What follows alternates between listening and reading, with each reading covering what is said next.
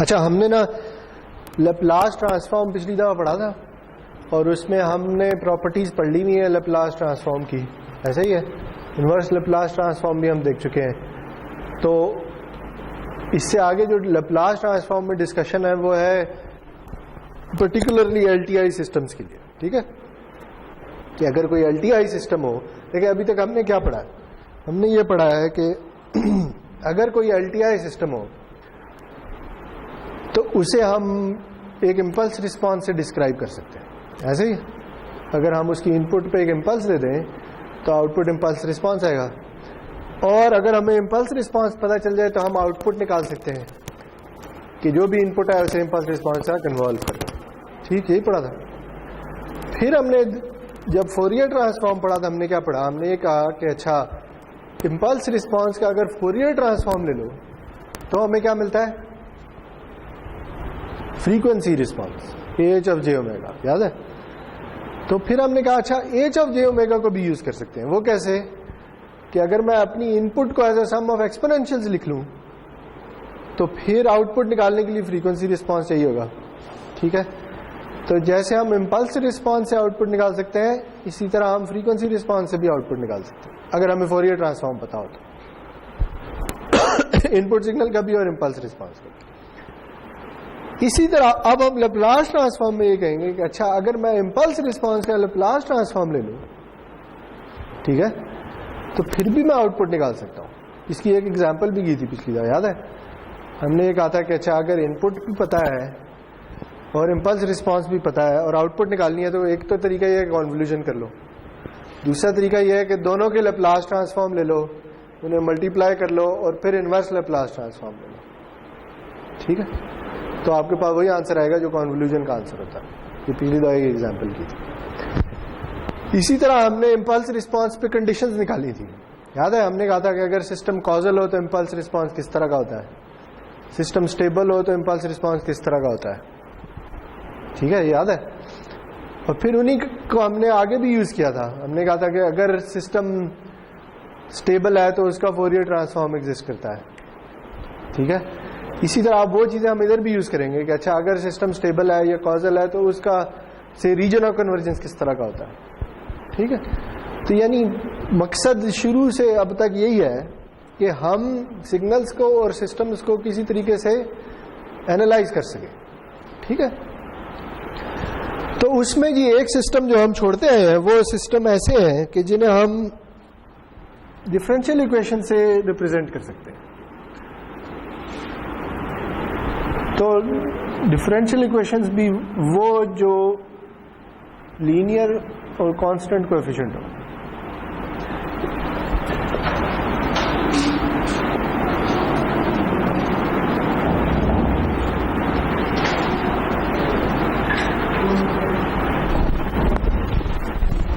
इसकी एक एग्जाम्पल हमने बिल्कुल शुरू में पढ़ी थी, ठीक है। वो क्या एग्जाम्पल थी कि अच्छा अगर आपके पास कोई इस तरह का सर्किट है,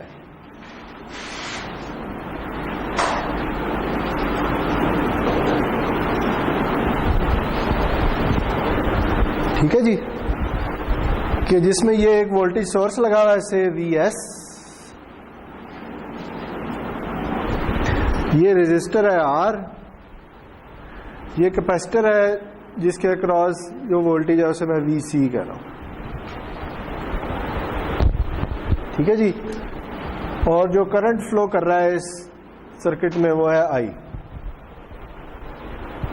ठीक है।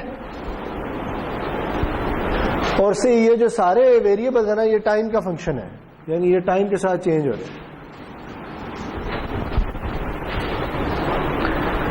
सही है। और हम ये कहते हैं जी कि ये जो वोल्टेज सोर्स है ना, ये हमारी इनपुट है, यानी ये हमारा इनपुट सिग्नल है। और जो वोल्टेज इस कैपेसिटर के अक्रॉस है इसे हम कह देते हैं ये हमारा आउटपुट सिग्नल है, ठीक है। यानी जो वोल्टेज सोर्स है वो इनपुट है और जो कैपेसिटर के अक्रॉस वोल्टेज है वो आउटपुट है। तो हम इनपुट और आउटपुट के दरमियान एक रिलेशनशिप फाइंड करना चाहते हैं, सही है। तो ये देखें जी कि एक तो रिलेशनशिप मैं कैसे निकाल सकता हूं, वो मैं इस रजिस्टर के थ्रू निकाल सकता हूं, ठीक है।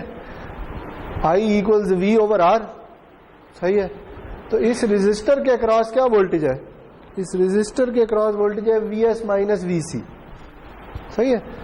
तो I ऑफ टी क्या होगा, I ऑफ टी होगा VST minus VCT over R, ऐसे। और मैं एक I ऑफ टी की एक और इक्वेशन भी निकाल सकता हूं, वो कैसे, वो मैं इस कैपेसिटर की कैपेसिटेंस यूज कर सकता हूं, ठीक है। उस केस में क्या होगा, उस केस में होगा I equal C dV by dt। ये दोनों रिलेशनशिप्स याद है, एक ओम्स लॉ है, ये ओम्स लॉ है, V इक्वल्स IR, और ये कैपेसिटर की इक्वेशन है, ठीक हो गया। दोनों करंट की है रिलेशनशिप्स, तो मैं इन दोनों को इक्वेट भी कर सकता हूं, ठीक है। यानी मैं ये कह सकता हूं कि ये इक्वल है इसके,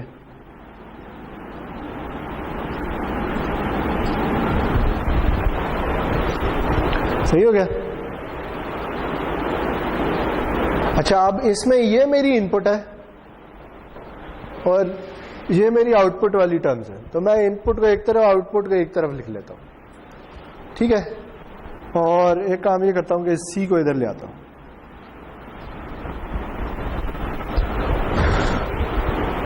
तो मैं क्या लिख सकता हूं, मैं लिख सकता हूं जी d by dt of VCT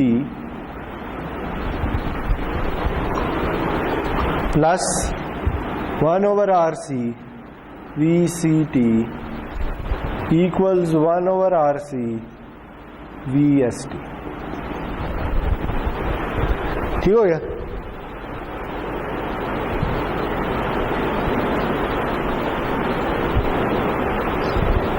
तो अब मैंने क्या किया, मैंने आउटपुट एक तरफ कर लिया, इनपुट एक तरफ कर लिया। और ये जो RC है, R की भी कोई कांस्टेंट वैल्यू है, C की भी कोई कांस्टेंट वैल्यू है, ठीक है। तो ये यानी ये कोई कांस्टेंट वैल्यूज है, इनसे घबराने की जरूरत नहीं है। देखिए अब हुआ क्या है, अब हुआ ये है कि मैंने इनपुट और आउटपुट के दरमियान एक रिलेशनशिप निकाल लिया, ठीक है। लेकिन ये रिलेशनशिप उस तरह का रिलेशनशिप नहीं है जैसे हम पहले पढ़ते हैं। हम किस तरह का रिलेशनशिप देखते रहे, हम ये देखते रहे, अच्छा YT इक्वल्स 2XT प्लस 1 से ये रिलेशनशिप है, या YT equals integral minus infinity to T x tau d tau, इस तरह की चीजें देखते रहे ना, या कोई और रिलेशनशिप है, ठीक है जी। देखिए अब इस रिलेशनशिप और इस रिलेशनशिप में फर्क है। इधर आपको y और x की बारे की टर्म्स में बात हो रही है, लेकिन यहाँ y और x, ये हमारा y है क्योंकि ये आउटपुट है, और ये हमारा x है क्योंकि ये इनपुट है, ठीक है। तो यहाँ इनपुट और आउटपुट के दरम्यान नहीं बात हो रही, बल्कि यहाँ इनपुट और आउटपुट के डेरिवेटिव की फॉर्म में बात हो रही है, ठीक है। तो अगर आपने इसे सॉल्व करना है ना, जैसे आपको एक डिफरेंशियल इक्वेशन को सॉल्व करना होता है, इसी तरह आप इसे सॉल्व करेंगे। बेसिकली एक डिफरेंशियल इक्वेशन है। कांस्टेंट कोएफिशिएंट का मतलब यह है कि ये जो वैल्यूज हैं, यहाँ पे 1 है, यहाँ पे ये, यहाँ पे ये कांस्टेंट है, ये नहीं चेंज हो रही टाइम के साथ, ठीक है। तो अगर आपने इसे सॉल्व करना है, तो जैसे डिफरेंशियल इक्वेशन को सॉल्व करने के लिए आपको कुछ ऑक्सिलरी कंडीशंस चाहिए होती हैं, याद है, इसी तरह इधर भी आपको कोई एडिशनल इंफॉर्मेशन चाहिए इस इक्वेशन को सॉल्व करने के लिए, या दूसरे अल्फाज में VCT निकालने के लिए, ठीक है। मकसद फिर वही है जो अभी तक पहले था कि हमने करना क्या, हमें एक सिस्टम दिया गया है, हमें इनपुट सिग्नल दिया गया और हमने आउटपुट निकाल लिया, ठीक है। आज तक यही करते हैं ना, ठीक है। उसे कभी हम इम्पल्स रिस्पांस का नाम दे देते हैं, कभी हम उसे इस तरह से लिख लेते हैं, कभी हम उसे फ्रीक्वेंसी रिस्पांस की टर्म्स में लिख लेते हैं, ठीक है। तो ये भी एक सिस्टम है, वो सिस्टम है। लेकिन ये वाई टी एक्स टी की फॉर्म में नहीं है, बल्कि वाई और एक्स के डेरिवेटिव्स की फॉर्म में। ठीक है,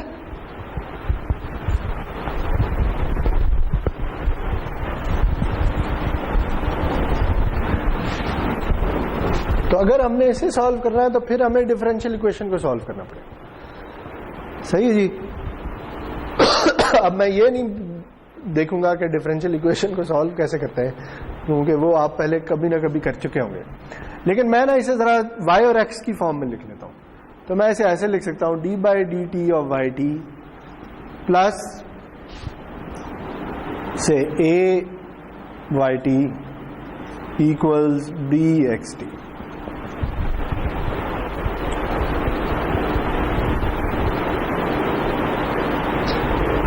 ऐसे अब ज्यादा ही जनरलाइज करना चाहते हैं तो आप इसे ऐसे कर लें, A1 A0 B0। ठीक है, यानी कोई कांस्टेंट मल्टीप्लाई हो रहा है, वो कांस्टेंट 1 भी हो सकता है, 2 भी हो सकता है, कुछ भी हो सकता है। जैसे इधर A1 की वैल्यू 1 है, A0 की वैल्यू 1/RC है, B0 की वैल्यू भी 1/RC है। सही है, तो ये कोई कांस्टेंट वैल्यूज हो सकती है। तो से मैं एक ना एग्जांपल ले लेता हूं जिसमें A1 1 है, A2 2 है और B0 भी 1 है।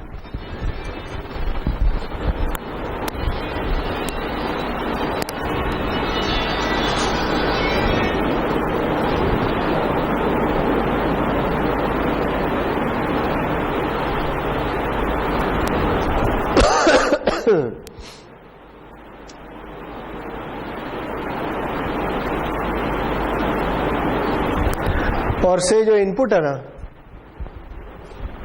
वो हम कह रहे हैं कोई नंबर है, से अल्फा ई की पावर, अल्फा नहीं लिखें, ए लिख लें, 1 ई की पावर 3t ut, ये इनपुट है।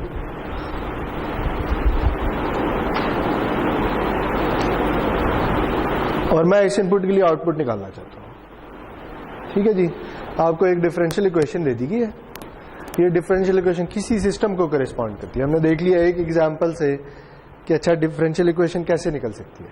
ठीक है, से कोई कैपेसिटर लगा हुआ है तो उसकी वजह से डेरिवेटिव की फॉर्म आ रही है और उससे इस तरह की इक्वेशन या इस तरह की इक्वेशन आ रही है। तो से ये एक इक्वेशन है और इसमें हमें इनपुट भी दे दी गई है कि ये इनपुट है। ठीक है, और हमने y ऑफ t निकालना, आउटपुट निकालना। सही।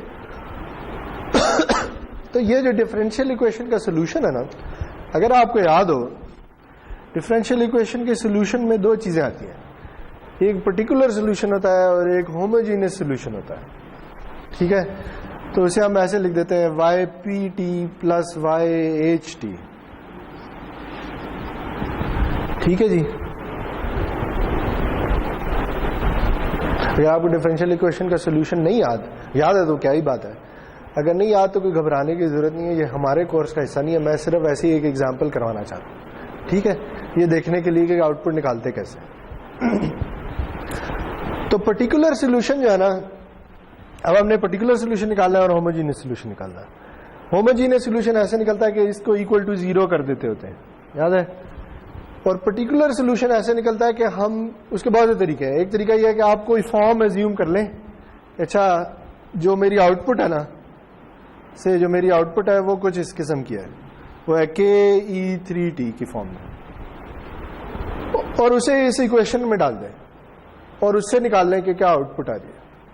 ठीक है, एक तरीका ये हो सकता है, और भी बहुत से तरीके होते हैं। या तो आप इसका इंटीग्रल ले लें और इंटीग्रल से ऑक्सिलरी कंडीशन डाल के सॉल्व कर लें।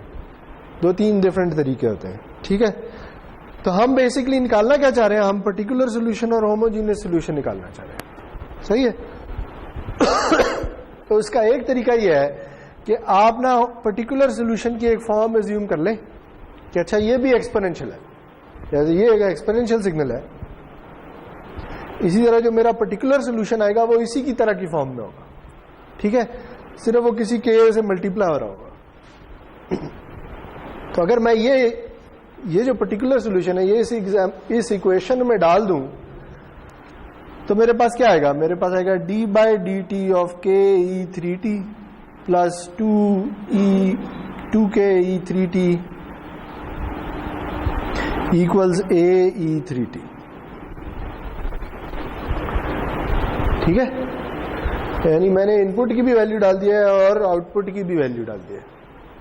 और अगर मैं इसका डेरिवेटिव ले लूं तो ये आ जाएगा, क्या आ जाएगा इसका डेरिवेटिव, क्या होगा 3k e की power 3t plus 2k e की power 3t equals a e की पावर 3t।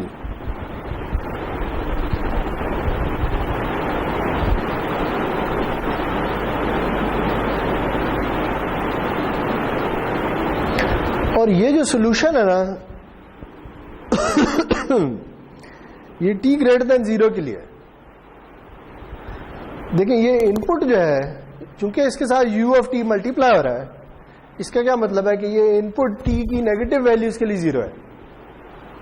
ठीक है, अगर फॉर एग्जांपल ये सिस्टम कॉजल हो, सही जी, याद है कॉजल सिस्टम क्या होता है?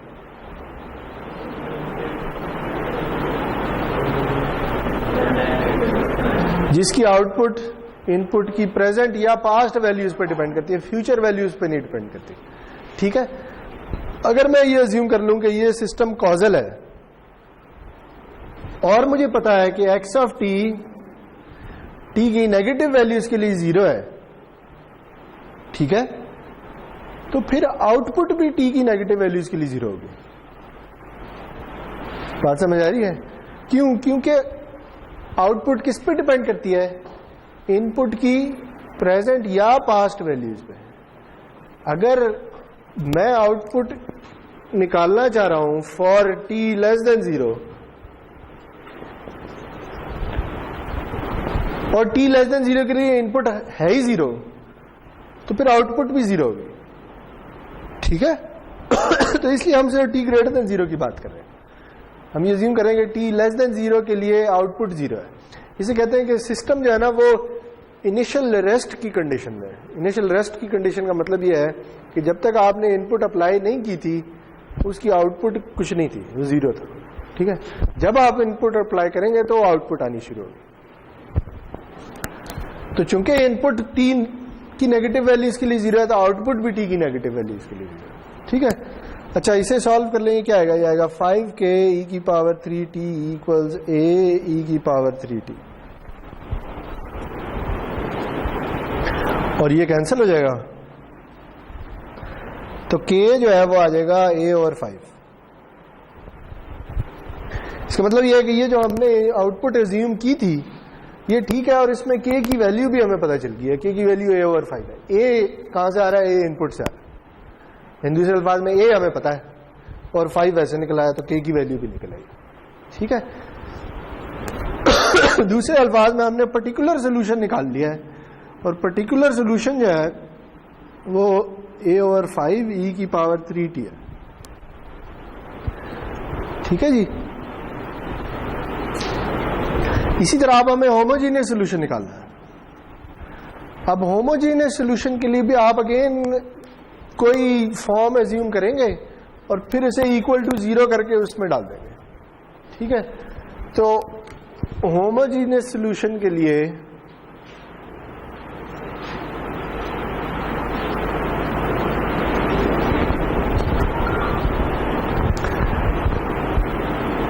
से हम ये कह देते हैं YHT जो है ना वो भी कुछ इसी तरह की चीज है, से वो है a e की पावर st।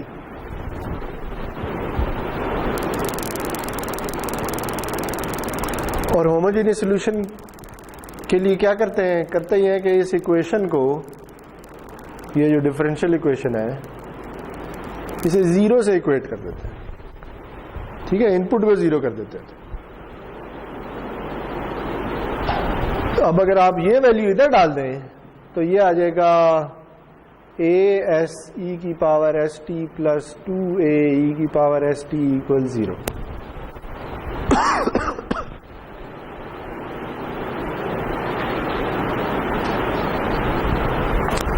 तो ये आ जाएगा a s प्लस 2e की पावर st इक्वल 0। ठीक है, और इससे आप s की वैल्यू निकाल सकते हैं, क्योंकि जब s -2 होगा तभी ये दोनों साइड्स इक्वल टू 0 होंगी। तो आप ये कह सकते हैं s इक्वल्स -2। ठीक है, तो आपको क्या पता चल गया? आपको ये पता चल गया कि ये असल में ये है। अगेन ये डिफरेंशियल इक्वेशन का सोल्यूशन सिखाना इस कोर्स का मकसद नहीं है, ठीक है। मैं आपको वैसे एक सोल्यूशन करके दिखा रहा हूँ कि असल में हो क्या रहा है। तो हुआ क्या है जी, अब ये हो गया है कि वाई टी जो है वो इक्वल हो गया है दिस प्लस ए की पावर माइनस 2t।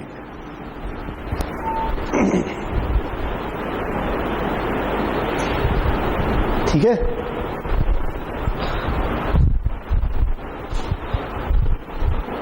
एक मिनट यार, sorry.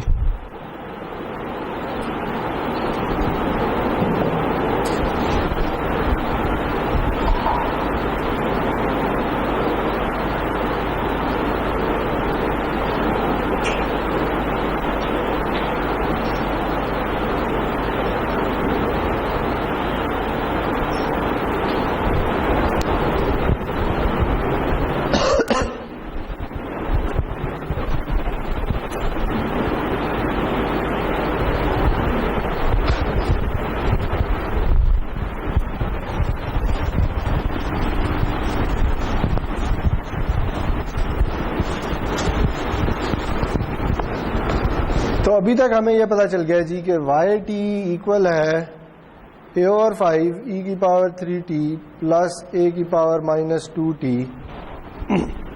For T greater than 0।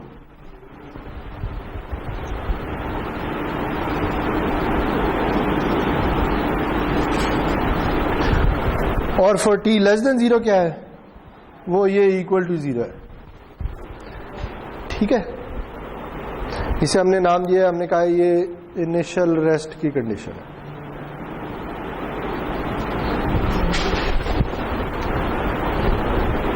अब रह क्या गया, अब हमने ए की वैल्यू निकालनी है बस, तो हमें वाई ऑफ टी मिल जाएगा।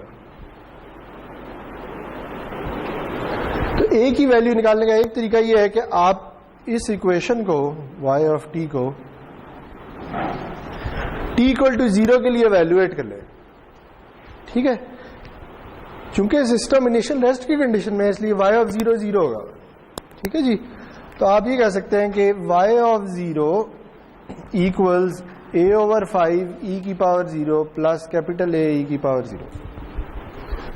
ठीक है, या आप ये कह सकते हैं 0 equals a over 5 plus a, या a equals minus a over 5।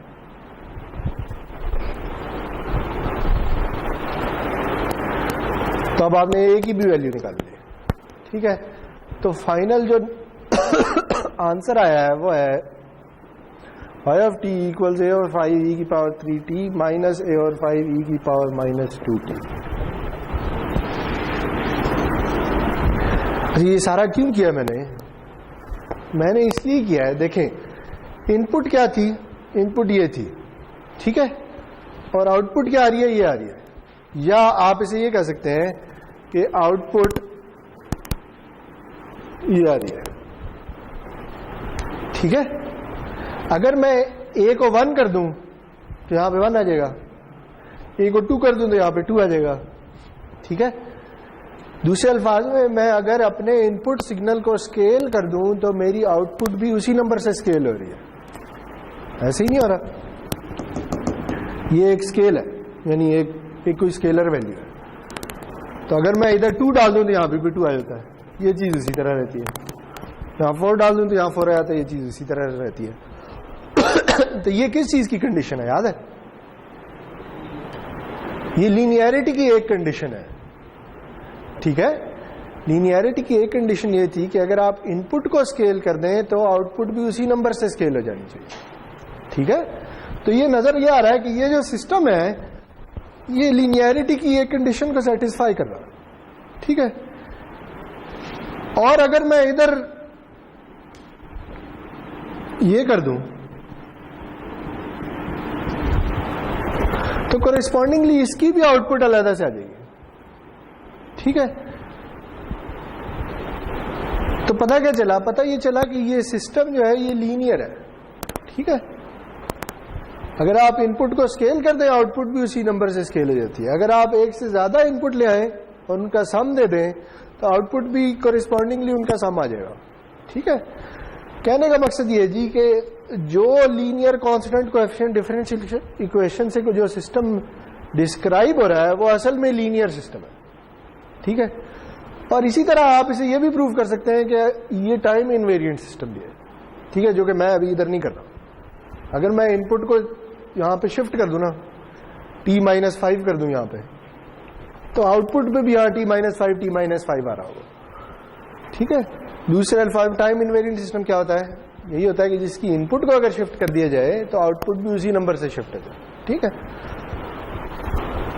तो पता ये चला कि ये जो कांस्टेंट कोएफिशिएंट डिफरेंशियल इक्वेशन वाले सिस्टम है ये भी एलटीआई सिस्टम है, ठीक है। अच्छा, अगर ये पता चल गया है तो अब हम आगे चलते हैं।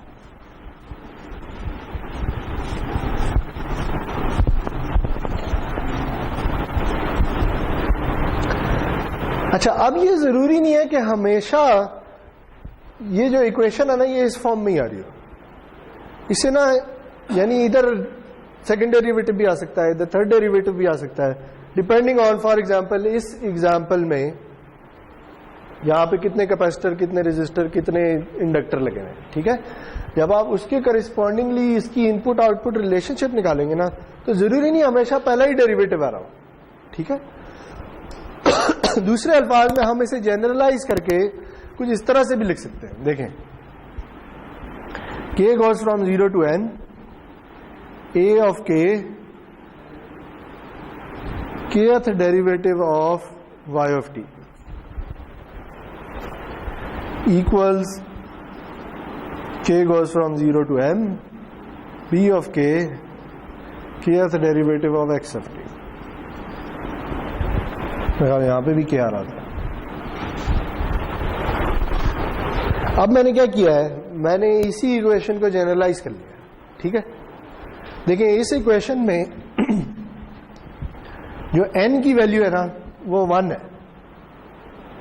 अगर मैं n की वैल्यू को 1 डाल दूं तो क्या आएगा, a 0, zeroth derivative, zero derivative का मतलब ये चीज,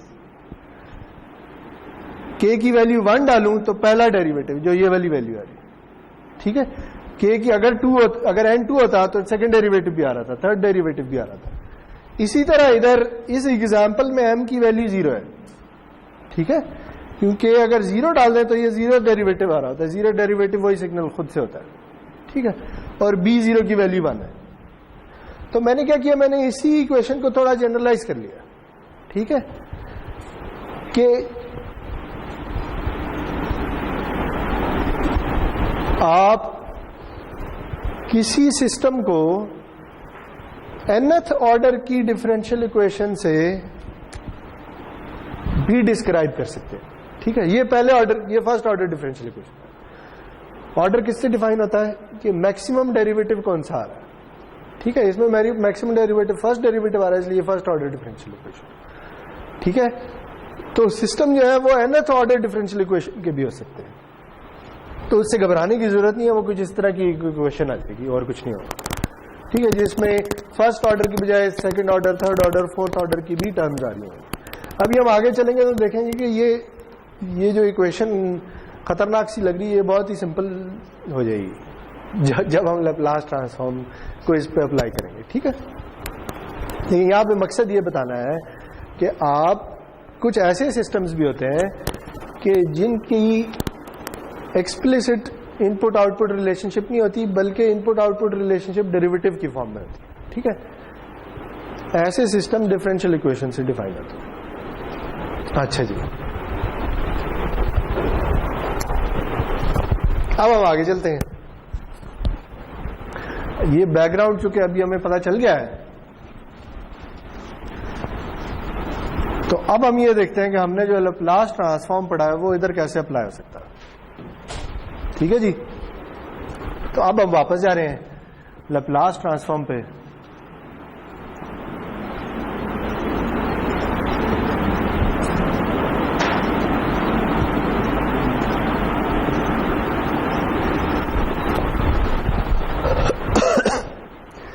से जी मेरे पास एक एलटीआई सिस्टम है जिसकी इनपुट है x of T, impulse response है एच ऑफ टी, आउटपुट है वाई ऑफ टी, ठीक है। तो चूंकि मुझे पता है ये एलटीआई सिस्टम है तो मैं ये लिख सकता हूं कि जो आउटपुट है वो इनपुट और इंपल्स रिस्पांस की कन्वोल्यूशन के इक्वल होगी। ठीक है, और लैप्लास ट्रांसफॉर्म की प्रॉपर्टी से मुझे ये पता है कि y ऑफ s इक्वल है h of s into x of s के। है जी। और अगर मैं इसे ऐसे लिख लूं कि h ऑफ s इक्वल है y of s over x of s के, ऐसे ही है। तो ये क्या, ये आउटपुट है और ये इनपुट है। ठीक है, ये जो चीज है ना, ये जो h ऑफ s है, इसे सिस्टम फंक्शन कहते हैं, या इसे ट्रांसफर फंक्शन भी कहते हैं।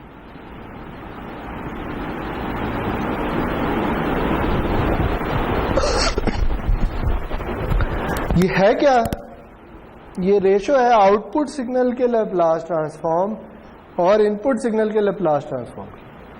ठीक है, या दूसरे अल्फाज में ये कह सकते हैं कि ये क्या है, ये इंपल्स रिस्पांस का लैप्लास ट्रांसफॉर्म। ठीक है, दोनों तरीकों से निकाल सकते हैं।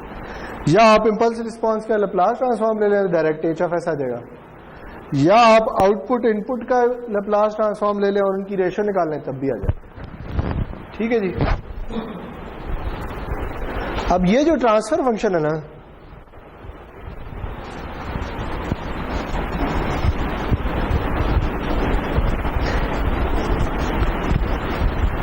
चूंकि ये लैप्लास ट्रांसफॉर्म है तो इसका कोई रीजन ऑफ कन्वर्जेंस भी होगा, इसके कोई पोल्स भी होंगे, इसके कोई जीरोस भी होंगे। ठीक है, तो हम अब ये देखेंगे कि अगर एक एलटीआई सिस्टम है और से वो कॉजल है, तो उसका रीजन ऑफ कन्वर्जेंस किस किस्म का होता है, या वो स्टेबल है तो उसका रीजन ऑफ कन्वर्जेंस किस किस्म का होता है। ठीक है, देखिए जी, अगर सिस्टम कॉजल है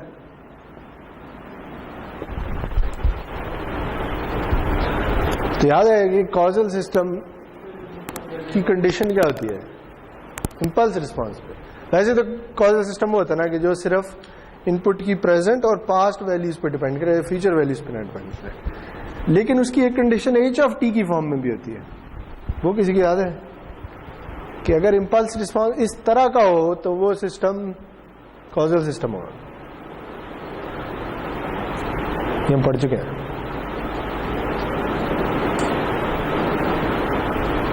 याद है किसी को? इसकी कंडीशन ये होती है जी कि h of t should be 0 for t less than 0। ठीक है, ये हमने दूसरे चैप्टर में पढ़ा था शायद। सही जी, यानी t की नेगेटिव वैल्यूज के लिए इंपल्स रिस्पांस की वैल्यू अगर 0 है तो वो सिस्टम कॉजल होगा, वरना नहीं होगा। ठीक है, ये याद रखें, बात एलटीआई सिस्टम्स की हो रही है कि सिस्टम लीनियर और टाइम इनवेरिएंट तो है ही, अगर उसने कॉजल भी होना है तो फिर उसका इंपल्स रिस्पांस इस तरह का होगा। ठीक है, अगर इंपल्स रिस्पांस इस तरह का होगा तो फिर आपका क्या ख्याल है जी कि जो h ऑफ s का रीजन ऑफ कन्वर्जेंस है वो किस तरह का होगा? ये हम पढ़ चुके हैं। रीजन ऑफ कन्वर्जेंस की प्रॉपर्टीज याद है? ये किस किस्म का सिग्नल है? ये राइट हैंडेड है, लेफ्ट हैंडेड है, बोथ साइडेड है?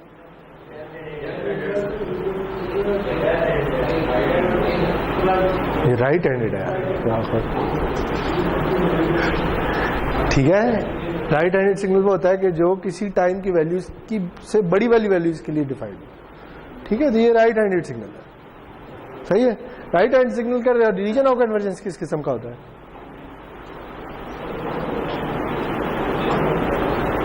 इस तरह का होता है। वो अगर उसमें दो पोल्स हैं फॉर एग्जांपल, तो वो इस वाले राइट मोस्ट पोल से राइट की तरफ होगा। ठीक है, अगर लेफ्ट साइड सिग्नल होता तो इस पोल से उस तरफ होता। ठीक है जी, तो पता क्या चला? पता ये चला कि अगर सिस्टम कॉजल है तो उसका रीजन ऑफ कन्वर्जेंस उस पोल की राइट हैंड साइड पे होता है।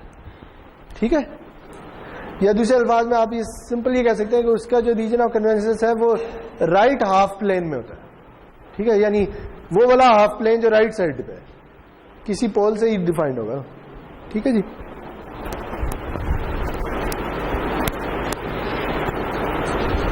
से देखें फॉर एग्जांपल, अगर मेरे पास कोई इंपल्स रिस्पांस है e की power minus T u of T, ठीक है जी, तो इसका ट्रांसफर फंक्शन क्या होगा, याद है, 1 ओवर s प्लस 1, और इसकी कंडीशन क्या होगी, real of s should be greater than minus 1। ठीक है, तो ये बिल्कुल ऐसी ही चीज है, ये अगर माइनस 1 है तो इसका रीजन ऑफ कन्वर्जेंस ये है। ठीक है जी, और हमें नजर आ रहा है कि ये कॉजल है, क्योंकि ये इस कंडीशन को सेटिस्फाई करता है, क्योंकि u ऑफ t ने उसे 0 कर दिया t की नेगेटिव वैल्यूज के लिए। ठीक है, तो कॉजल सिस्टम है, उसका region of convergence right side पे आ रहा है। ठीक हो गया। अच्छा, लेकिन उल्टी बात होना जरूरी नहीं है। उल्टी बात का मतलब ये है कि अगर कोई रीजन ऑफ कन्वर्जेंस दे दिया गया आपको और वो किसी पोल से इस तरफ है, तो जरूरी नहीं वो किसी कॉजल सिस्टम का इंपल्स रिस्पॉन्स। ठीक है, यानी अगर कॉजल है तो राइट प्लेन में रीजन ऑफ कन्वर्जेंस होना लाजमी है, लेकिन अगर राइट प्लेन में रीजन ऑफ कन्वर्जेंस है तो कॉजल होना लाजमी नहीं है, वो कुछ भी हो सकता है। ठीक है, देखें उसकी एग्जाम्पल क्या है। देखिए, अगर मैं इसे शिफ्ट कर दूं, ठीक है जी, अगर मैं एक नया सिस्टम बना लूं जिसका इंपल्स रिस्पांस है h of t minus 1, sorry t plus 1, ठीक हो गया, तो अब आपका क्या ख्याल है, ये कॉजल है या नहीं है, ये बताएं। ये किस तरह का, दिखने में किस तरह का होगा, ये तो कुछ इस तरह है ना, ऐसे ही है, ये h ऑफ t है, तो h प्राइम t किस तरह का होगा, h प्राइम t माइनस 1 से स्टार्ट होगा। हाँ जी, तो आप ये बताइए कॉजल है या नहीं, कॉजल नहीं है। अभी तो कंडीशन पड़ी थी, कंडीशन क्या थी कि इंपल्स रिस्पांस को t की नेगेटिव वैल्यूज के लिए 0 होना चाहिए, तो ये तो 0 नहीं है, सही है। हाँ, दूसरी कंडीशन क्या थी, नहीं, ये इनपुट आउटपुट एक्सप्रेशन नहीं, ये इंपल्स रिस्पांस की बात हो रही है, ये इंपल्स रिस्पांस है। ठीक है, वो जो कंडीशन होती है वो y और x की फॉर्म में होती है। ठीक है, जब हम कहते हैं ना एक सिस्टम कॉजल है, और उसका मतलब यह है कि वो इनपुट की प्रेजेंट और पास्ट वैल्यूज पर डिपेंड करता है, फिर हम इस तरह की किसी एक्सप्रेशन की बात कर रहे होते हैं कि अच्छा अगर इस एक्सप्रेशन में ये आ रहा है तो ये कॉजल है, ये आ रहा है तो नहीं है, ऐसे ही है ना, क्योंकि ये फ्यूचर वैल्यू बन जाएगी। लेकिन ये इनपुट आउटपुट एक्सप्रेशन की बात हो रही है, यहां पे जो कंडीशन है ये इंपल्स रिस्पांस पे कंडीशन है। ठीक है, इंपल्स रिस्पांस पे कंडीशन ये होती है कि जो इंपल्स रिस्पांस है वो t की नेगेटिव वैल्यूज के लिए 0 होना चाहिए, पॉजिटिव के लिए जो मर्जी हो। ठीक है जी, तो ये तो वो कंडीशन सेटिस्फाई करता है, ये नहीं करता, क्योंकि इसे हमने शिफ्ट कर दिया है। ठीक है, लेकिन आप मुझे ये बताएं कि इसका ट्रांसफर फंक्शन क्या होगा, बताएं जी।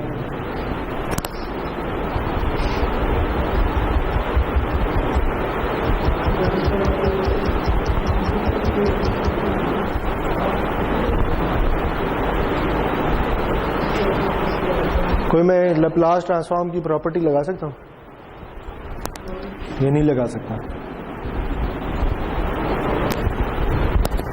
याद है हुआ क्या है, इधर से उधर जाते हुआ क्या है, टाइम में शिफ्ट आ गया है। टाइम में शिफ्ट आने से क्या होता है लैप्लास डोमेन में, एस डोमेन में क्या होता है,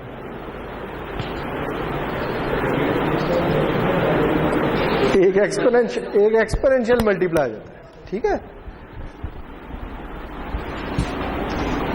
तो अगर शिफ्ट एस प्राइम का है तो वो ई की पावर एस प्राइम आ जाती है, लेकिन शिफ्ट 1 का है तो ये आ जाए। सही है जी। और हाँ ये आया, ठीक है।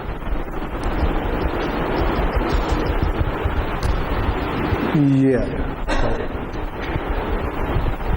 प्रॉपर्टी याद है? प्रॉपर्टी ये थी कि अगर कोई सिग्नल है एच ऑफ टी और उसका लैप्लास ट्रांसफॉर्म है एच ऑफ एस, तो अगर मैं एच ऑफ टी को टी नॉट से शिफ्ट कर दूं तो उसका लैप्लास ट्रांसफॉर्म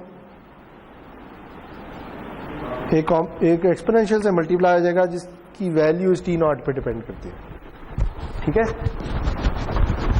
तो इधर टी नॉट की वैल्यू जो है वो -1 है। ठीक है, इसलिए ये आ गया ई की पावर एस इंटू 1, और 1 ना भी लिखें तो भी कुछ नहीं होता, ई की पावर एस हो गया। ठीक हो गया। तो अब मुझे बताइए इसका रीजन ऑफ कन्वर्जेंस किस तरह का है?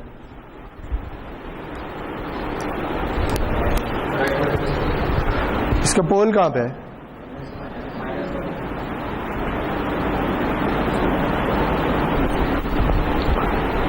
तो इसका रीजन ऑफ कन्वर्जेंस क्या होगा? यही होगा। ठीक है, तो देखिए हुआ क्या है, इधर से इधर जाने में सिस्टम अब कॉजल नहीं रहा, लेकिन उसका रीजन ऑफ कन्वर्जेंस कुछ उसी तरह का नजर आ रहा है। ठीक है, तो ये वही बात है जो मैं अभी बताने की कोशिश कर रहा था कि अगर सिस्टम कॉजल है तो लाजमी है कि उसका region of convergence right side पे होगा, लेकिन अगर region of convergence right side पे है तो आप ये कंक्लूड नहीं कर सकते कि वो सिस्टम कॉजल है, उल्टा नहीं जा सकते। ठीक है,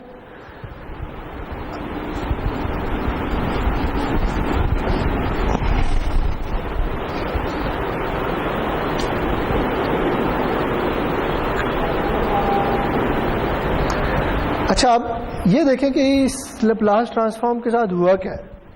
ये लैप्लास ट्रांसफॉर्म कुछ इस तरह का था, इसके साथ एक एक्सपोनेंशियल मल्टीप्लाई हो गया।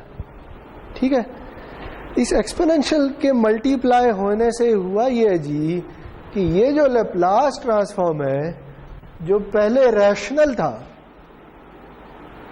अब वो रैशनल नहीं रहा। ठीक है जी, याद है रैशनल लैप्लास ट्रांसफॉर्म क्या होते थे? रैशनल लैप्लास ट्रांसफॉर्म वो होते थे कि जिन्हें हम न्यूमरेटर और डिनोमिनेटर पॉलिनोमियल्स की फॉर्म में लिख सकें।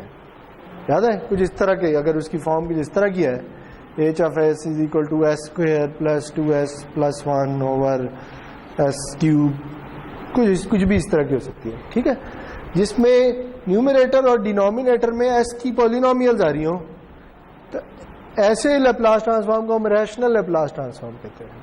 ठीक है, जब हमने इसे शिफ्ट किया है तो ऊपर अब पॉलिनोमियल नहीं रही बल्कि एक एक्सपोनेंशियल आ गया। ठीक है, जिसकी वजह से ये लैप्लास ट्रांसफॉर्म रैशनल नहीं रहा। क्या करें? इसके जीरो कहां पे होगा?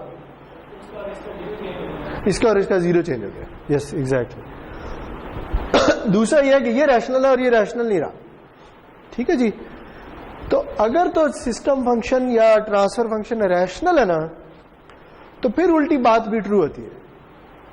उल्टी बात का मतलब यह है कि अगर region of convergence right side पे और लैप्लास ट्रांसफॉर्म भी रैशनल है तो फिर वो सिस्टम कॉजल हो सकता है, लेकिन अगर वो रैशनल नहीं है ना तो फिर आपको नहीं पता, फिर आप उल्टी बात नहीं कर सकते। जब मैं कह रहा हूं उल्टी बात का मतलब यह कि कन्वर्स स्टेटमेंट ट्रू नहीं है।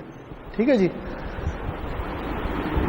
तो सादा अल्फाज में आपको अभी तक क्या पता चला है? अभी तक ये पता चला है कि अगर कोई एलटीआई सिस्टम हो और वो कॉजल भी हो तो उसका region of convergence right side पर होता है। बस ये पता चला। ठीक है,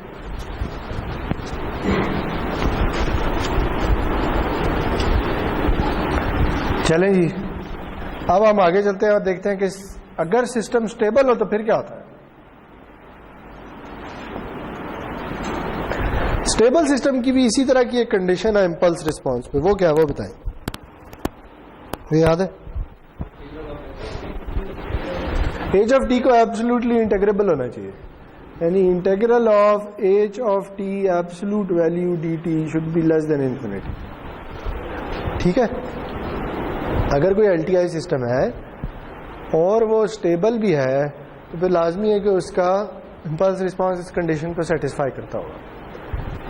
अगर इस कंडीशन को सेटिस्फाई करता है तो फिर क्या होगा, फिर उसका फोरियर ट्रांसफॉर्म भी एग्जिस्ट करता होगा, और अगर उसका फोरियर ट्रांसफॉर्म एग्जिस्ट करता है तो फिर उसका रीजन ऑफ कन्वर्जेंस किस तरह का होगा, बताएं जी, कोई आइडिया है? लैप्लास ट्रांसफॉर्म में फोरियर ट्रांसफॉर्म पड़ा होता है, इस एक्सेस पे पड़ा होता है, ये याद है? अगर हम सिग्मा को 0 कर दें तो जो चीज हमें मिलती है वो असल में फोरियर ट्रांसफॉर्म होता है, ठीक है?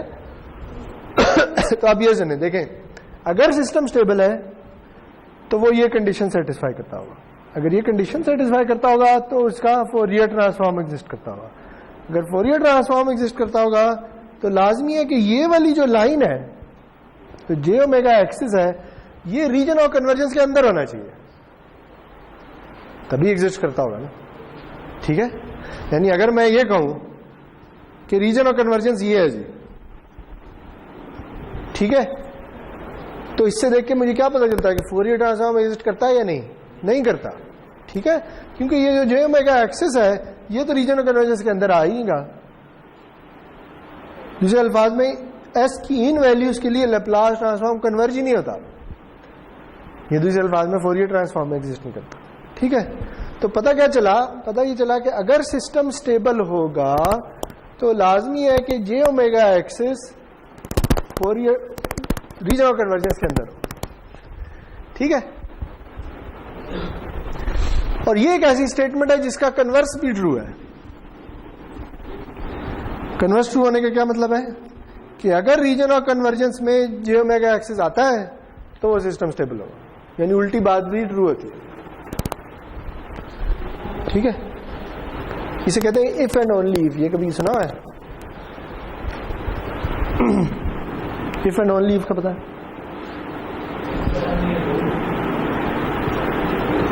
If and only if statement क्या होती है?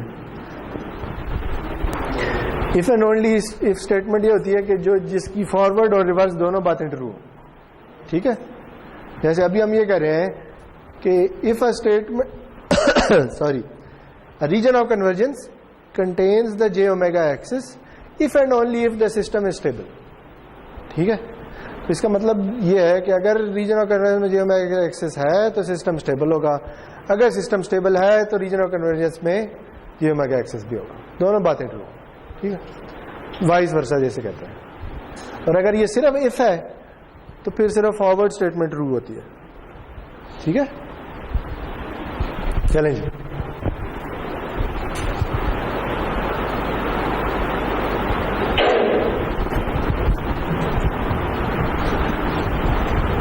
तो आप मुझे बताएं कि अगर एक सिस्टम कॉजल भी है और स्टेबल भी है तो फिर उसका रीजन ऑफ कन्वर्जेंस किस तरह का होगा? क्या ख्याल है?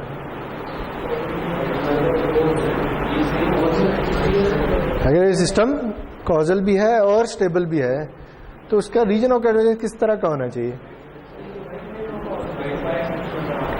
दोनों कंडीशंस होनी चाहिए, एक तो वो राइट साइड पे होगा, दूसरा ये वाला जे ओमेगा एक्सिस इसके अंदर होना चाहिए, जिसका क्या मतलब है? जिसका मतलब यह है कि वो लाजमी है कि कहीं नेगेटिव साइड से शुरू हो रहा हो, ठीक है?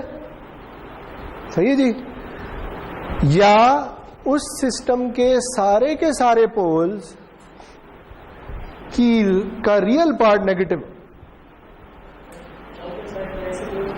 हाँ, पॉजिटिव साइड से उस तरफ नहीं हो सकता, वो तो कॉजल ही नहीं होगा फिर,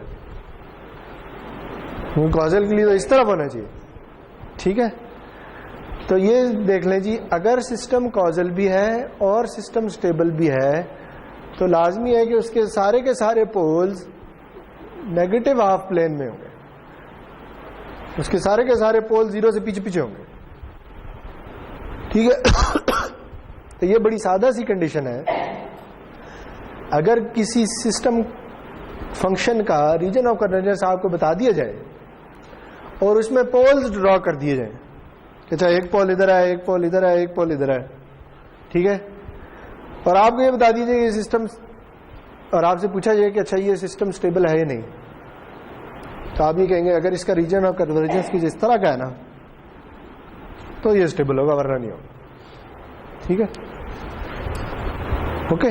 तो देखिए कितनी एक सादा सी बात पता चल गई है। ये अगर आपको याद है हमने लैप्लास ट्रांसफॉर्म पढ़ते हुए यही कहा था कि लैप्लास ट्रांसफॉर्म आपको स्टेबिलिटी अनस्टेबिलिटी के बारे में भी बता देता है।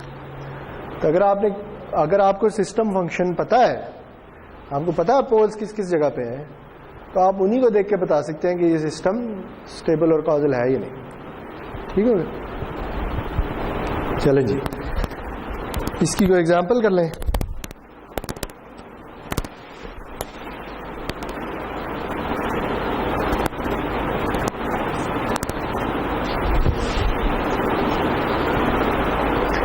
इसकी एग्जांपल करना है 7.3।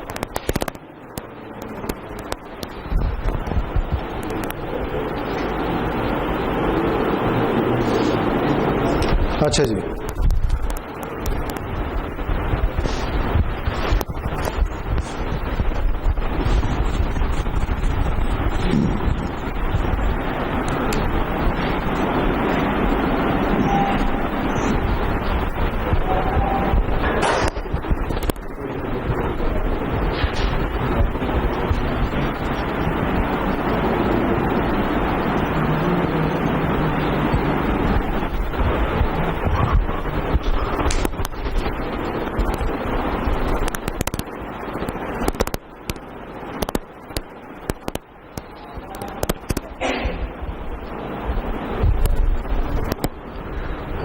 तो ये एक सिस्टम का सिस्टम फंक्शन है, ये ट्रांसफर फंक्शन है।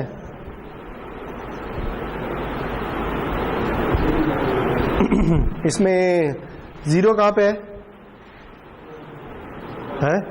1, ठीक है जी। और इसमें पोल्स कहां पे है,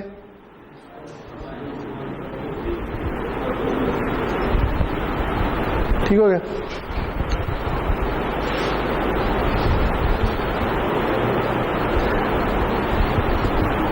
और आपने इसका रीजन ऑफ कन्वर्जेंस ड्रॉ करना है, और से आपको यह बता दिया गया कि यह सिस्टम कॉजल है। तो बताएं जी इसका रीजन ऑफ कन्वर्जेंस कैसा होगा। इसका रीजन ऑफ कन्वर्जेंस 2 से इस तरफ होगा।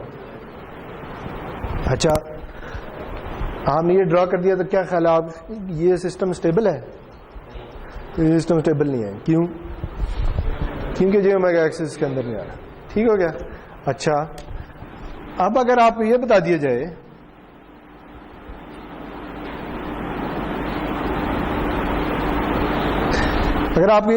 कि ये सिस्टम स्टेबल है, तो फिर इसका रीजन ऑफ कन्वर्जेंस कैसा होगा?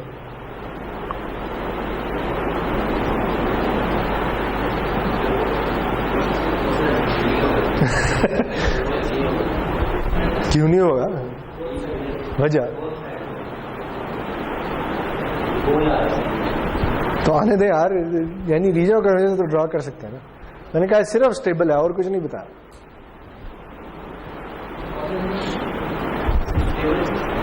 स्टेबल है बस ये पता है। तो बताएं जी क्या होगा?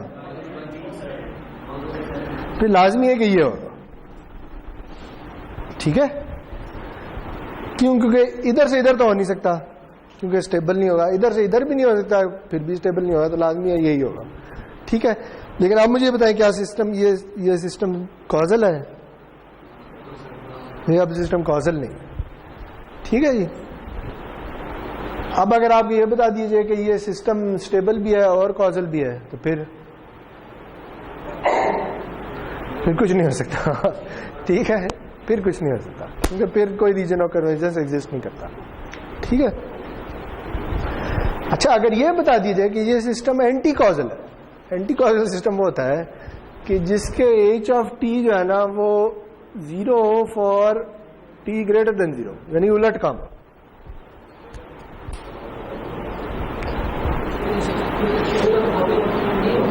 फिर तो कुछ नहीं हो सकता, फिर रीजन ऑफ कन्वर्जेंस एग्जिस्ट ही नहीं करता।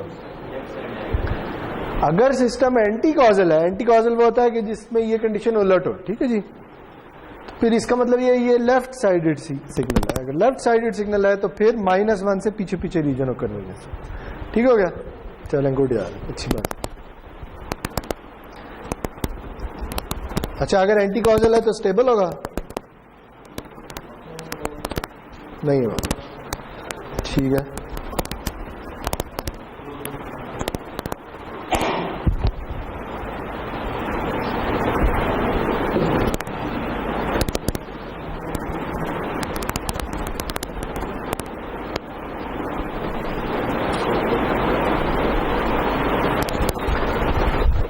ठीक है जी। तो कुछ आइडिया हो गया कि कैसे होता है एलटीआई सिस्टम्स में?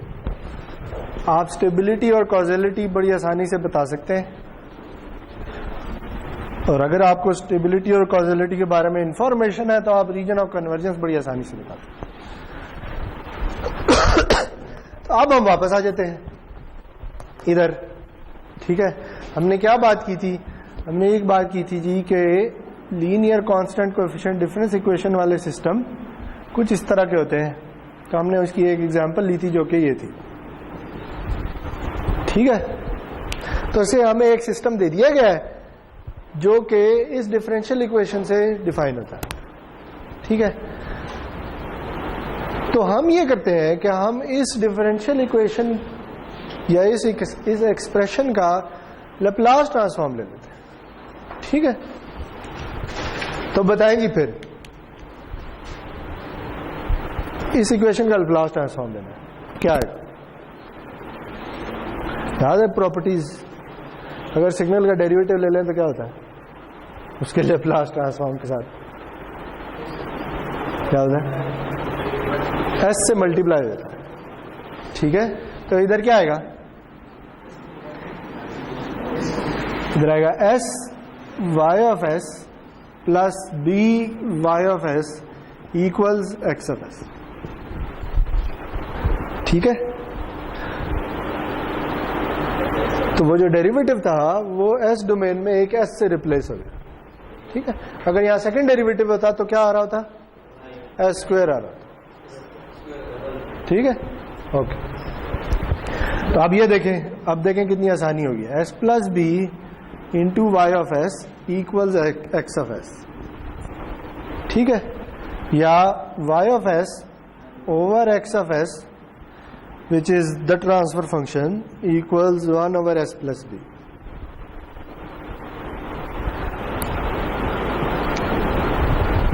तो देखिए जिंदगी में सुकून नहीं होगा। इस डिफरेंशियल इक्वेशन से आप एक सादा से ट्रांसफर फंक्शन पे आ गए। सही है, अब बताएं जी कि इसका रीजन ऑफ कन्वर्जेंस क्या होगा? इसका पोल कहां पे है? माइनस बी पे से माइनस बी इधर है। ठीक है, तो क्या ख्याल है इसका रीजन ऑफ कन्वर्जेंस कैसा होगा? क्यों? वजह देखें, जैसे हमने ये कहा था कि डिफरेंशियल इक्वेशन को सॉल्व करने के लिए ऑक्सिलरी कंडीशंस चाहिए होती हैं, इसी तरह इस रीजन ऑफ कन्वर्जेंस को प्लॉट करने के लिए आपको थोड़ी और इंफॉर्मेशन चाहिए।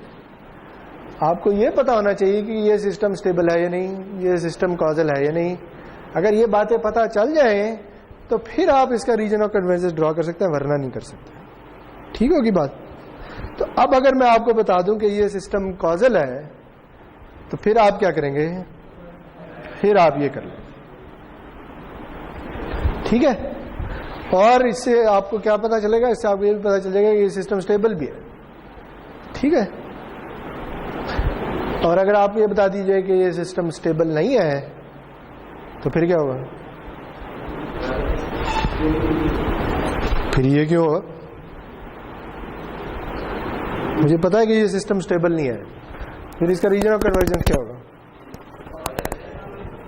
फिर इस तरफ होगा। ठीक है, ताकि उसमें जे ओमेगा एक्सिस ना आए। ठीक होगी बात? तो देखें, जो डिफरेंशियल इक्वेशन वाले सिस्टम्स हैं अब उन्हें हम बड़ी आसानी से सॉल्व कर सकते हैं।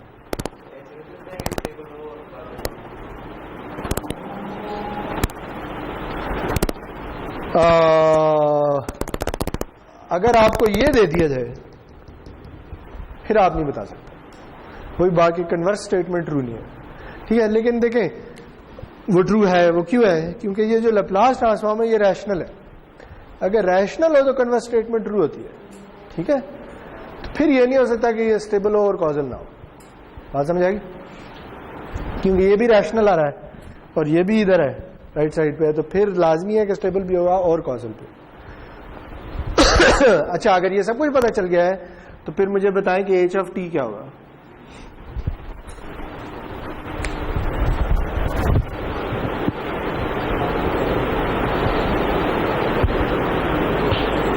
h ऑफ t क्या होगा? इसे देख के कुछ पता नहीं चलता।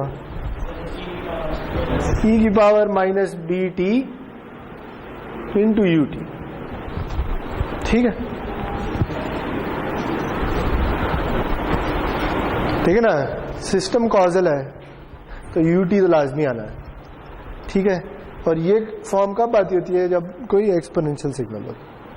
सही हो गया? तो देखिए, आप चले कहां से थे?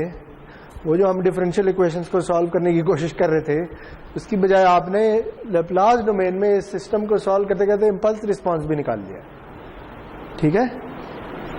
तो आसानी होगी। अच्छा, अगर ये सिस्टम आपको बता दिया जाए कि एंटी कॉजल है तो फिर क्या होगा?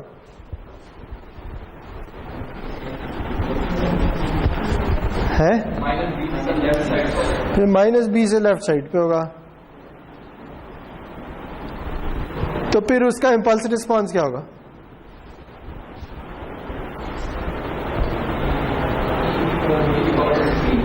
e की power b t u of minus t, और एक माइनस इधर भी आ रहा है, ठीक है? शायद इधर भी माइनस आ रहा होता, मुझे भूल गया है। ये आप प्रॉपर्टी से देख सकते हैं। तो कुछ इस किस्म की चीज होगी, ठीक है? ये वही बात है, ये एंटी कॉजल है, ये अब उल्टी तरफ चल रहा है, ठीक है? ये टी की नेगेटिव वैल्यूज के लिए नॉन जीरो है, पॉजिटिव वैल्यूज के लिए जीरो है। ओके, चलें, गुड। तो अब आपके पास चूंकि लैप्लास ट्रांसफॉर्म का हथियार आ गया है, तो अब आपको जितने मर्जी ऑर्डर की डिफरेंशियल इक्वेशन दे दी जाए, आप उसे सॉल्व करने के काबिल हो सकते हैं, ठीक है? तो वो जो हमने डिफरेंशियल इक्वेशन लिखी थी एक खतरनाक किस्म की, हमने क्या लिखा था? k goes from 0 to n a k d k by d t k of y t equals k goes from 0 to m p k d k over d t k of x t। तो अब कोई system है जो कि इस differential equation से define होता है। तो अगर हम इसका लैप्लास ट्रांसफॉर्म ले लें तो क्या ख्याल है, क्या आएगा?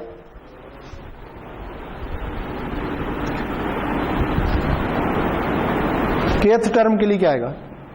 सही है, ये एग्जिस्ट नहीं है करता, सिर्फ इसका लैप्लास ट्रांसफॉर्म लेना है, तो क्या आएगा? क्या आएगा? ए के तो वैसे ही आ जाएगा ना। फिर क्या आएगा? एस ये के कहां गया यार बेचारा? के की को एस की पावर के, ठीक है? और अगर बहुत से हैं तो फिर सम कर लें, ठीक है? इधर भी यही होगा। फिर क्या बनेगा? k goes from 0 to m b k s की power k x of s, ठीक है? मैंने लैप्लास ट्रांसफॉर्म ले लिए दोनों तरफ, और अगर आप y एक्स एस को कॉमन ले लें तो फिर क्या बनेगा? ये बनेगा y of s over x of s which is the transfer function.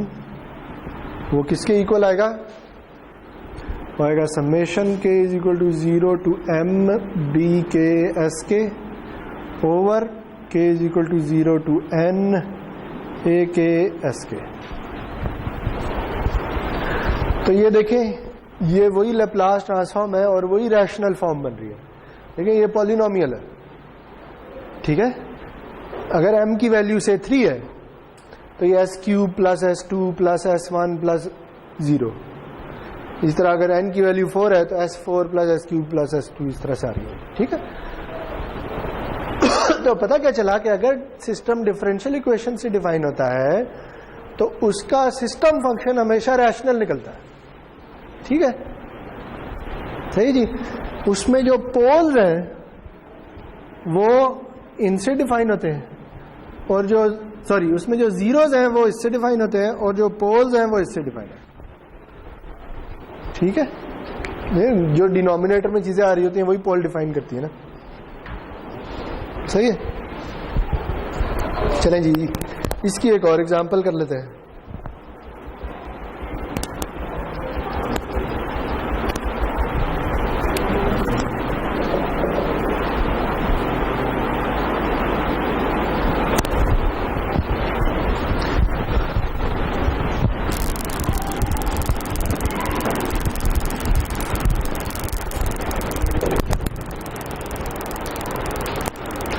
से जी आपके पास कोई RLC सर्किट है जिसकी जो इक्वेशन है ना वो कुछ इस किस्म की है, dy/LCD²।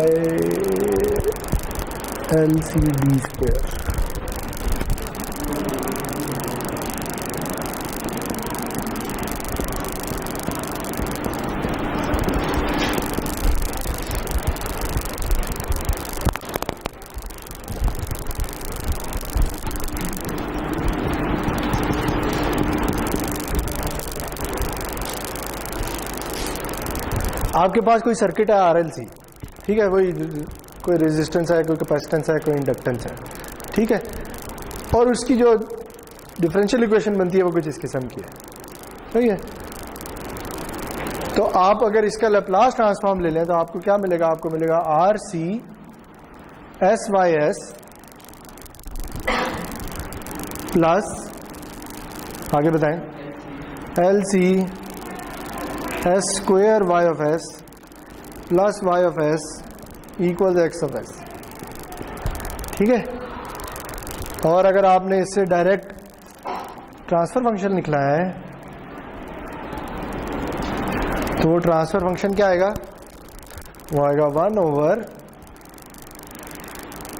1/LCS² plus RCS plus 1। ठीक हो गया, तो ये मैंने कैसे लिखा है ना, y of s कॉमन ले लें, जो चीज़ बच गई वो नीचे ले, यहाँ वैसे ही x of s उधर ले जाए तो 1 बचेगा।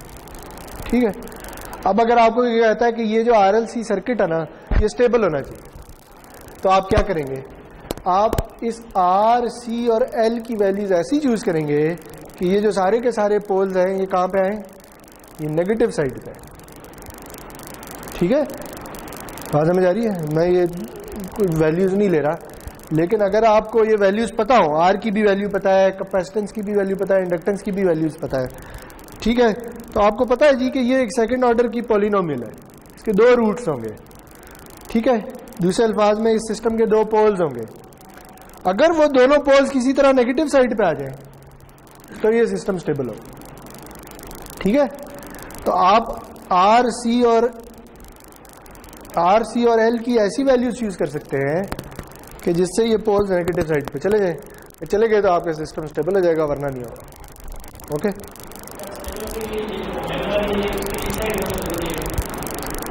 स्टेबल के लिए देखें अगर सिस्टम कॉजल है और स्टेबल है, कॉजल तो होगा ही होगा। देखें कोई भी फिजिकल सर्किट जो है ना उसे अगर आप कोई इनपुट ना दें तो उसकी कोई आउटपुट नहीं होगी।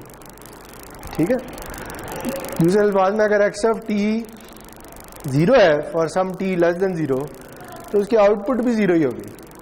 ठीक है, तो कॉजल तो होगा ही होगा, हम ही कह रहे हैं स्टेबल भी होना चाहिए।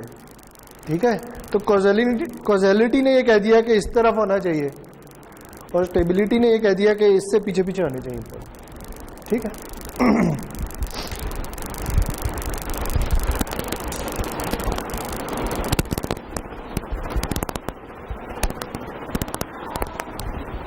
अच्छा जी एक और एग्जांपल कर लेते हैं।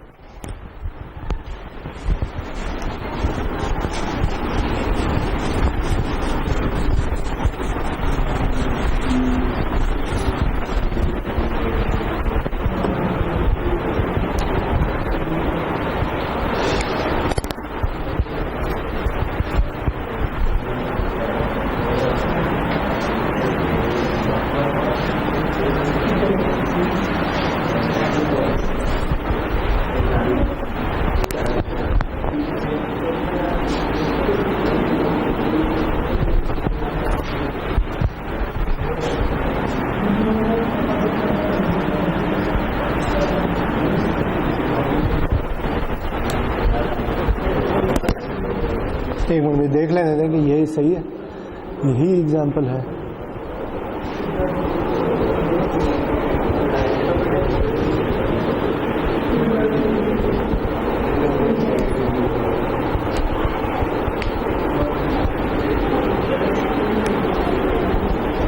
अच्छा जी, हमारे पास कोई सिस्टम है, ठीक है। अगर उस सिस्टम को ये इनपुट दी जाए तो उसकी ये आउटपुट आती है, ठीक है। और हमने इस सिस्टम का सिस्टम फंक्शन फाइंड करना है, ये ट्रांसफर फंक्शन फाइंड करना है, ठीक है।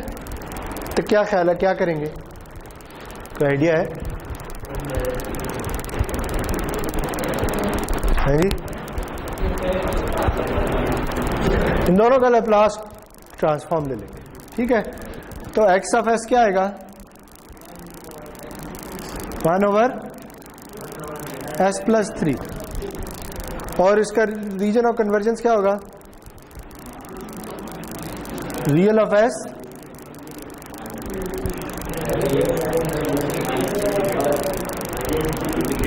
शुड बी ग्रेटर देन -3, ठीक है। लेकिन ना पोल -3 पे आ रहा है ना, और है ये कॉजल यानी राइट साइडेड है, तो फिर उसका रीजन ऑफ कन्वर्जेंस भी राइट साइडेड होना चाहिए, ठीक हो गया। क्या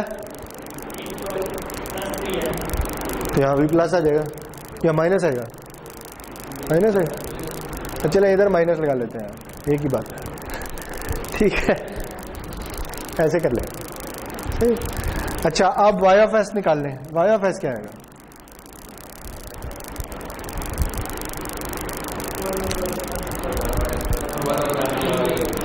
(1/s+1 माइनस 1/s+2) और इसका रीजन ऑफ कन्वर्जेंस क्या होगा, रियल ऑफ s -1, ठीक है। इसे मैं थोड़ा सॉल्व कर लूँ, ये बनेगा s+1 into s+2 over s+2 minus s-1, खत्म हो गया, 1/s+1 इंटू s+2, ठीक हो गया। अब बताइए जी, ट्रांसफर फंक्शन क्या होगा, इन दोनों को डिवाइड कर दें, तो y/s over x of s equals h of s। हाँ जी, तो ये क्या होगा,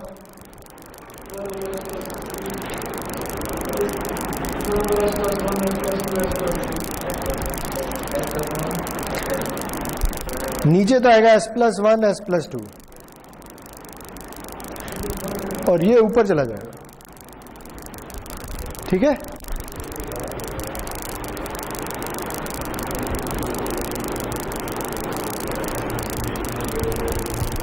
ये तो पता चल गया। अब मुझे बताएं इसका रीजन ऑफ कन्वर्जेंस क्या होगा,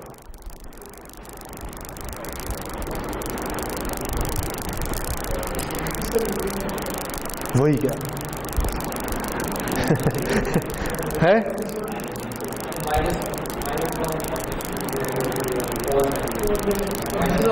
इसके पोल्स है -1 और -2 पे,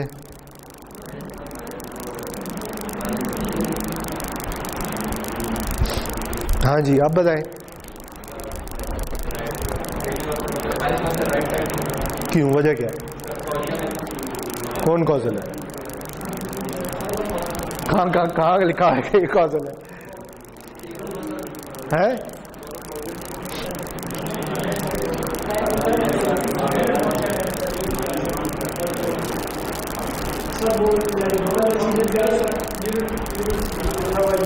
हाँ, इसे क्या है,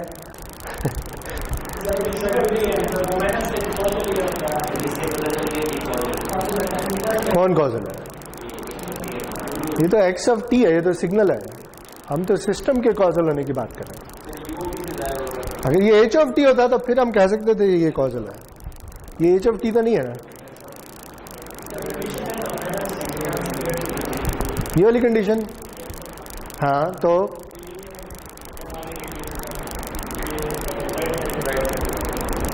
ये कह रही है -3 से बढ़ाना चाहिए, क्यों? क्यों? वजह क्या है? क्यों नहीं लेना? ये तो हमारी मर्जी पे आ गई बात। हाँ देखिए ना, असल में हो रहा क्या है, बात आप सही कह रहे हैं, लेकिन वो बात क्यों सही है उसकी वजह ये है कि देखिए ये इनपुट है, ये आउटपुट है, ठीक है। सिस्टम एलटीआई है फॉर एग्जाम्पल। अगर सिस्टम एलटीआई है तो इसका क्या मतलब है? इसका मतलब ये इनपुट इम्पल्स रिस्पॉन्स के साथ कन्वॉल्व होकर आ रही है आउटपुट पे, ठीक है, ऐसे ही है। अगर कन्वॉल्व होकर आ रही है तो कॉन्वोल्यूशन प्रॉपर्टी क्या कहती है लैप्लास ट्रांसफॉर्म की, कि अगर दो सिग्नल्स कन्वॉल्व हो रहे हैं उनके लैप्लास ट्रांसफॉर्म मल्टीप्लाई जाते हैं, और उसका रीजन ऑफ कन्वर्जेंस क्या होता है? दोनों की इंटरसेक्शन, ठीक है, किस किस की? एक्स ऑफ एस की और एच ऑफ एस की, ठीक है। उन दोनों की इंटरसेक्शन से आउटपुट का रीजन ऑफ कन्वर्जेंस बनेगा। अब देखिए आउटपुट का रीजन ऑफ कन्वर्जेंस ये है, ठीक है, आउटपुट का रीजन ऑफ कन्वर्जेंस ये है। इनपुट का रीजन ऑफ कन्वर्जेंस क्या है? सॉरी इधर ना लिखूं, ऊपर लिख दूं। इनपुट का रीजन ऑफ कन्वर्जेंस क्या है? ये वाला, ठीक है। हमें एक ऐसी चीज चाहिए जिसकी इसके साथ इंटरसेक्शन ये आ जाए, तो वो लाजमी है कि वो यही होगी। बात समझ आई? देखिए आउटपुट का रीजन ऑफ कन्वर्जेंस ये है, ठीक है। ये रीजन ऑफ कन्वर्जेंस इंटरसेक्शन होना चाहिए इनपुट के रीजन ऑफ कन्वर्जेंस और सिस्टम फंक्शन के रीजन ऑफ कन्वर्जेंस का। ऐसे ही है, ये कॉन्वोल्यूशन प्रॉपर्टी से आ रहा है। इनपुट का रीजन ऑफ कन्वर्जेंस ये है, आउटपुट का ये है, तो ये किसी के साथ इंटरसेक्शन होके ये बना रहा है, तो लाजमी है कि वो खुद यही होगा। ऐसे ही है ना, कुछ और तो नहीं हो सकता। अगर कुछ और थोड़ा सा पीछे कर दे तो इंटरसेक्शन बढ़ जाएगी, थोड़ा सा इधर कर दें तो इंटरसेक्शन ये और हो जाएगी, ठीक है। तो लाजमी है कि यही हो, ठीक है जी। तो इसलिए ये जो सिस्टम फंक्शन बना है इसका रीजन ऑफ कन्वर्जेंस भी यही होगा, ठीक है। और इसे देख के क्या पता चल रहा है? क्या ये सिस्टम स्टेबल है? ये सिस्टम स्टेबल भी है, ये सिस्टम कॉजल भी, ठीक होगी बात। चलें,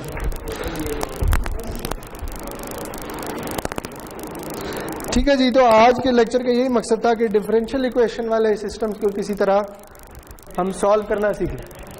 हाँ, यही रीजन ऑफ कन्वर्जेंस। -2 कैसे होगी? देखो ना, ये दो पोल है, ग्रेटर देन -2 का मतलब है यहां से इस तरफ, तो पोल तो रीजन ऑफ कन्वर्जेंस में नहीं आ सकता ना। बात समझे? ठीक है, चलें जी, थैंक यू।